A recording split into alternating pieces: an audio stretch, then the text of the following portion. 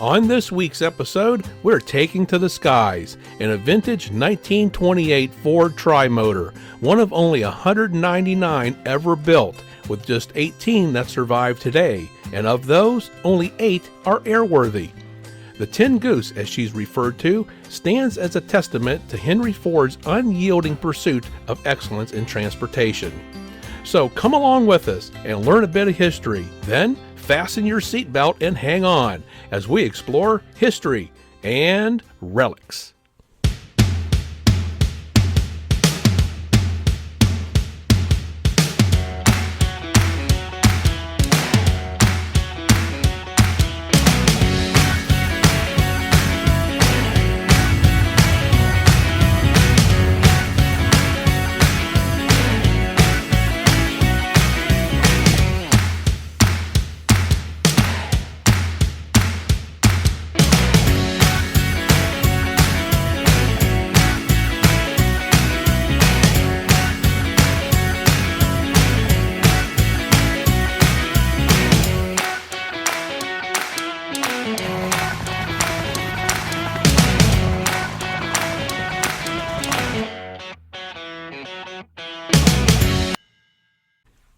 Henry Ford was an American industrialist, business magnate, and founder of the Ford Motor Company in 1903. Ford forever changed the way in which people moved and transformed the entire industrial landscape.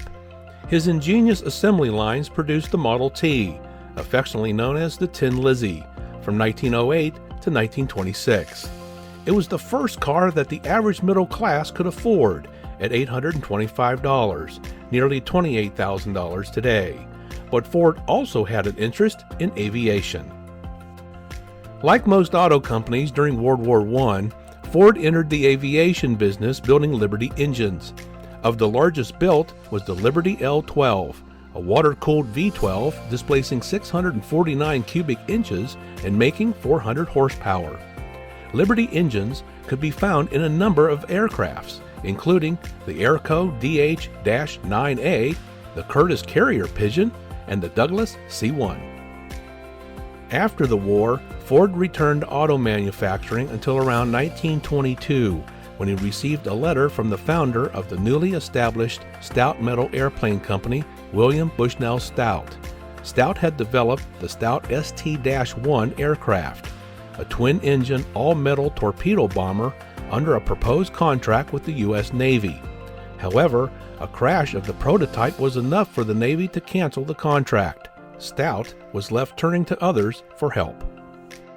Stout messaged over 100 leading manufacturers seeking investors to put up $1,000 each with the definite promise that they would never get their money back.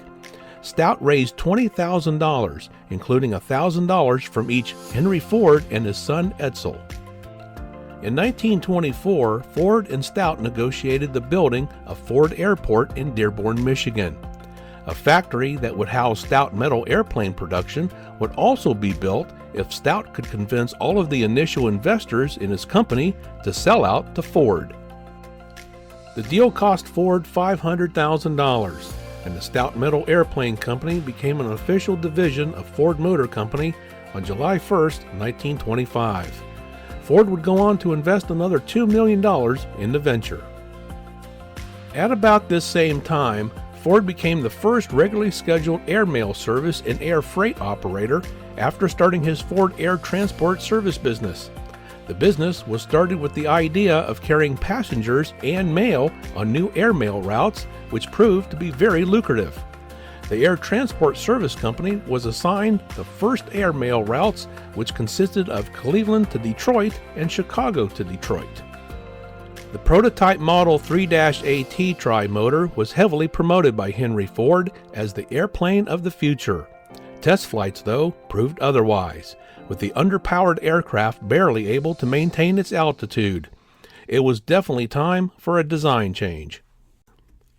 But before those changes could take place, a fire broke out at the Stout factory on January 16, 1926, destroying the factory and the aircraft inside, causing more than $500,000 in damages.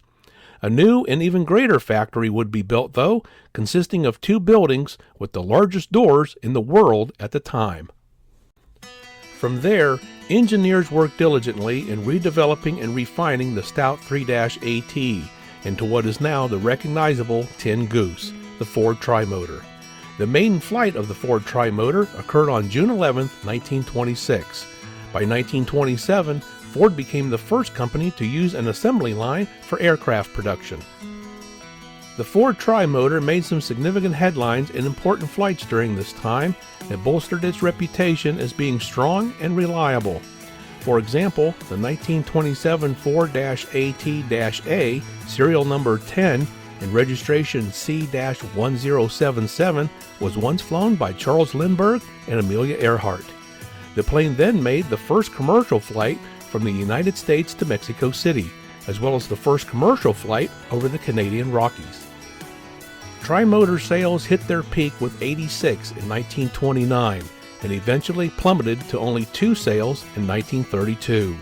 Losses from the aircraft division totaled more than $6 million, and by 1933, Stout and several other engineers had left the company. Ford Tri-Motor sales continued to lag as the Depression set in and used Tri-Motors flooded the market. Production of the Ford Tri-Motor ran from 1926 to 1933, resulting in a total of 199 being built.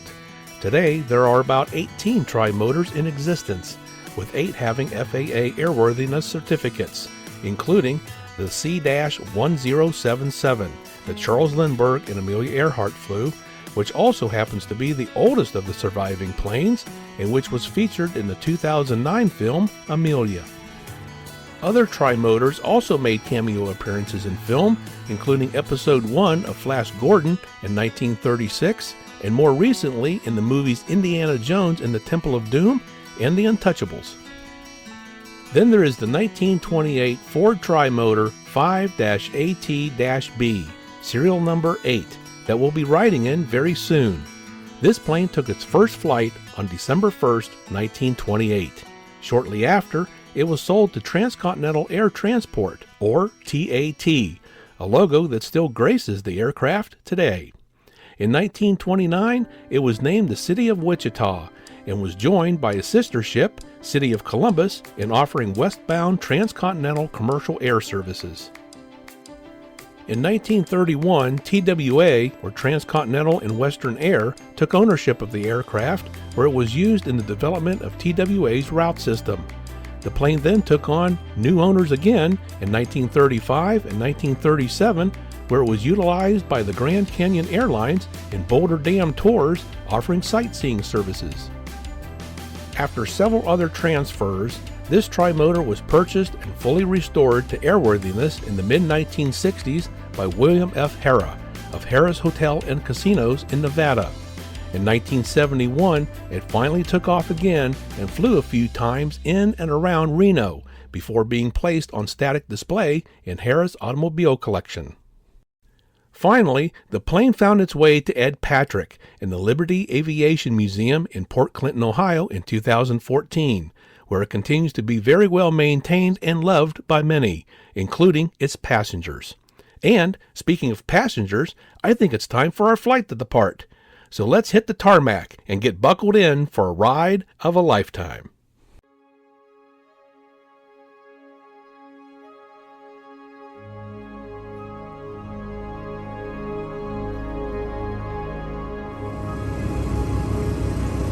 Okay. Hey, you have fun.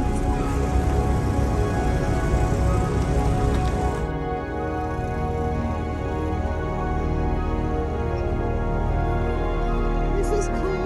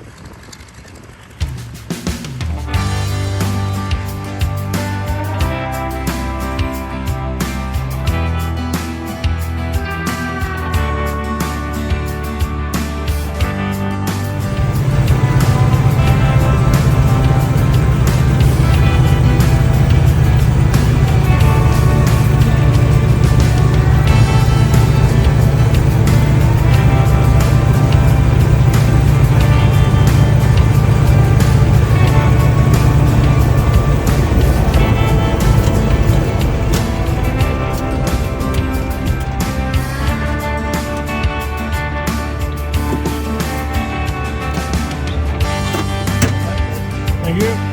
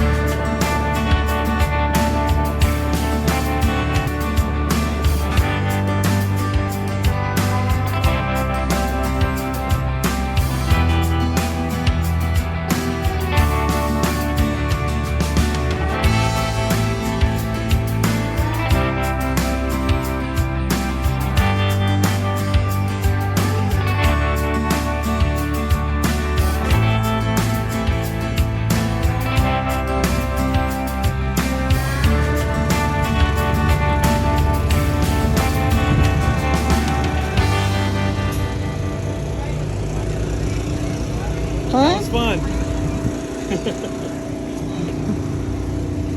Fun? It was great. That's awesome.